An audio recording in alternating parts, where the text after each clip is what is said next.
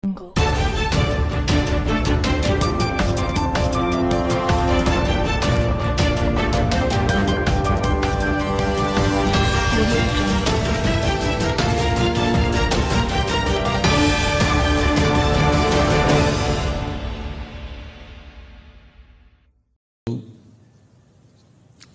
Minister of Finance and Corporate Affairs, Government of India, Srimati Nirmala Sitharaman Garu, Sahachara Mantrivarga Sabhyulu Satyakumar Yadav Garu, Dola Sri Bala Veeranjana Swami Garu,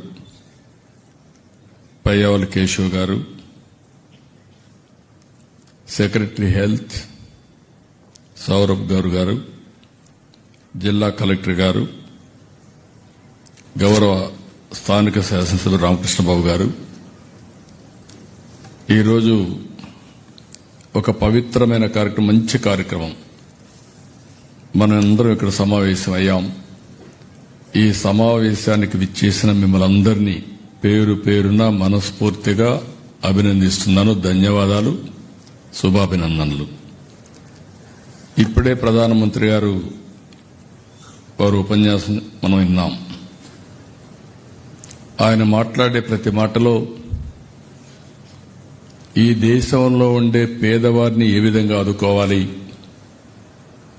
ఆడబిడ్డల ఆరోగ్యం ఏ విధంగా కాపాడాలి అనే విషయం చాలా స్పష్టంగా చెప్పారు.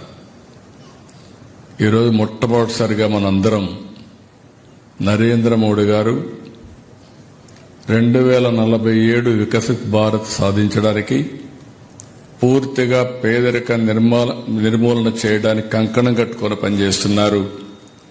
అలాంటి వ్యక్తి యొక్క ఆరోగ్యం, అదే మాదిరిగా ఆయన దీర్ఘకాలికంగా ప్రధానమంత్రిగా ఉండి మన సమస్యలు పరిష్కారం చేసే విధంగా మనం అందరం కూడా అభినందిద్దాం. గట్టిగా చప్పట్లు కొట్టి హ్యాపీ బర్త్డే చెప్పాల్సిన కోరుతున్నా. ఇది మనందరి బాధ్యత.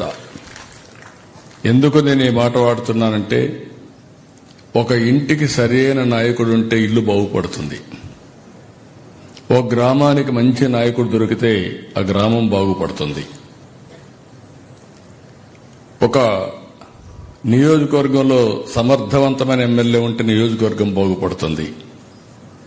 అదే ఒక రాష్ట్రంలో ఒక మంచి వ్యక్తి ఉంటే ఆ రాష్ట్రం బాగుపడుతుంది.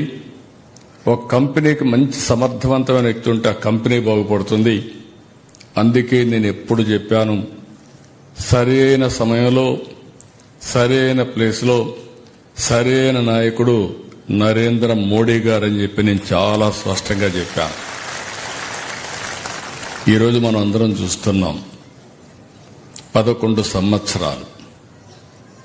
ఈ 11 సంవత్సరాల్లో 11వ ఆర్థిక వ్యవస్థగా మన దేశం ఉంటే 4వ అతిపెద్ద ఆర్థిక వ్యవస్థగా వచ్చింది. అదే సమయంలో ఇంకొక సంవత్సరానికి మనం 3వ ఆర్థిక పెద్ద వ్యవస్థగా తయారవుతాం. 2038కి 2వ ఆర్థిక పెద్ద వ్యవస్థగా తయారవుతాం. 2047కి నెంబర్ 1గా భారతదేశం తయారవుతుంది. ఈ నమ్మకాన్ని కలిగించాడంటే, ఒక విశ్వాసాన్ని కలిగించారంటే అది ఒకే ఒక వ్యక్తికి సాధ్యమైంది. అదే నరేంద్ర మోడీ గారిని మరొక్కసారి మీ అందరికీ విజ్ఞప్తి చేస్తున్నా. వికసిత్ భారత్, పేదరికం లేని సమాజాన్ని మనం చూడబోతున్నాం.